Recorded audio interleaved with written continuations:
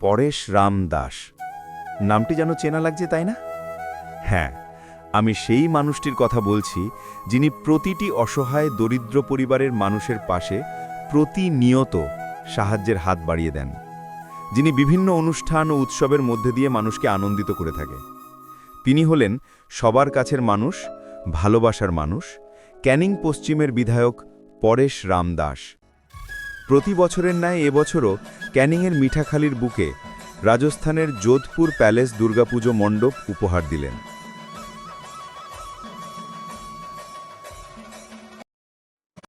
বুধবার রাতে প্রদীপ প্রজ্বলনের মধ্য দিয়ে ৪২তম বর্ষের দুর্গাপুজোর সূচনা হল ক্যানিংয়ের মিঠাখালিতে।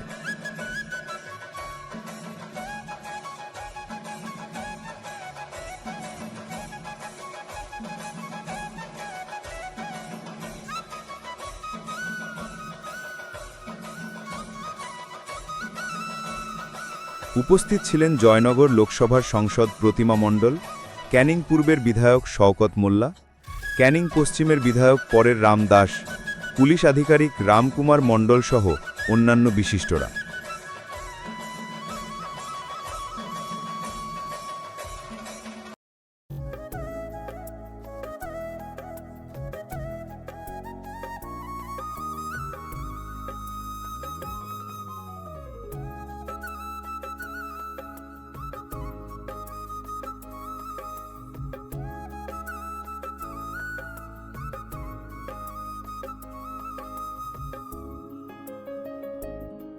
চলুন আর দেরি না করে এবার দেখে নিই রাজস্থানের যোধপুর প্যালেস লেজার শো।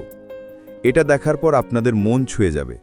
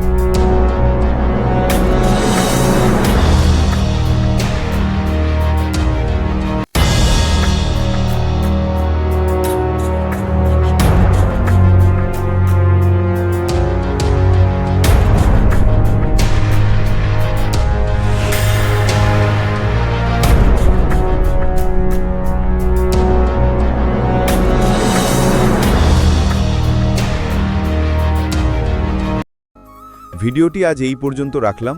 সবাইকে পুজোর আন্তরিক শুভেচ্ছা ও ভালোবাসা। ভিডিওটি ভালো লাগলে লাইক ও সাবস্ক্রাইব করে যাবেন। আর ধন্যবাদ জানাই আমাদের ক্যানিং পশ্চিমের বিধায়ক পরেশ রাম দাস মহাশয়কে এত সুন্দর একটি উপহার সব মানুষের মাঝে তুলে ধরার জন্য।